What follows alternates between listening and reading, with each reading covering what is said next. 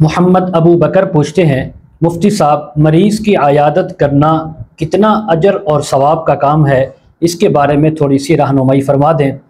تو بھائی محمد ابو بکر، مریض کی عیادت سنت بھی ہے، ضروری بھی ہے۔ حضور نبی کریم صلی اللہ علیہ وسلم اپنے دور مبارک میں مریض کی عیادت کے لیے خود چل کر اس کے گھر تشریف لے جایا کرتے تھے اور وہاں جا کر اس کی خیریت دریافت کرتے،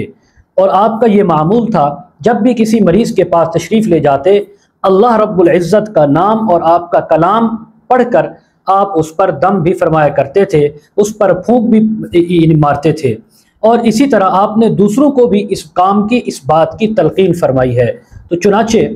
حضرت ابو موسیٰ اشعری رضی اللہ تعالی عنہ فرماتے ہیں،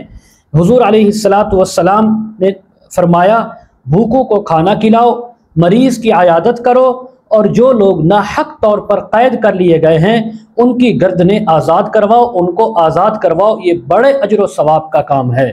اسی طرح حضرت ثوبان رضی اللہ تعالی عنہ سے بھی ایک حدیث مروی ہے، فرماتے ہیں کہ رسول اللہ صلی اللہ علیہ وسلم نے فرمایا، جب بندہ مومن اپنے کسی مریض بھائی کی عیادت کے لیے جاتا ہے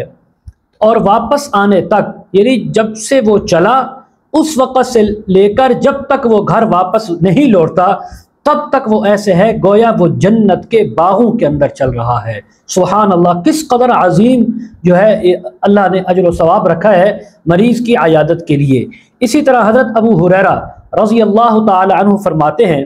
کہ جناب نبی کریم صلی اللہ علیہ وسلم نے فرمایا، جس بندے نے کسی مریض کی عیادت کی اللہ کی رضا کے لیے، تو اللہ تعالیٰ کا منادی آسمان سے پکارتا ہے، آواز لگاتا ہے، تو مبارک، اور تو جو عیادت کے لیے کسی کے لیے چل کر گیا وہ عمل تیرا مبارک، اور یہ عمل کر کے تو نے جنت میں اپنا گھر بنوا لیا ہے، اللہ کی طرف سے تو نے اپنا گھر مقرر کروا لیا ہے۔ تو میرے محترم دوستو، اس قدر عظیم اللہ نے اجر رکھا ہے کسی مریض اور بیمار کی عیادت کے لیے جانے کو، تو اس لیے ہمارے آس پاس جو بھی مریض ہو، چاہے مسلم یا غیر مسلم، اس کی عیادت کے لیے جانا چاہیے، اس کا حوصلہ بڑھانا چاہیے، لیکن ایک ادب کا خیال رکھنا چاہیے جو حضور نے بیان فرمایا، زیادہ دیر تک مریض کے پاس بیٹھنا نہیں چاہیے تاکہ اس کو تنگی اور تکلیف محسوس نہ ہو۔ اللہ تعالی ہم سب کو قرآن و حدیث پر عمل کرنے والا بنائے۔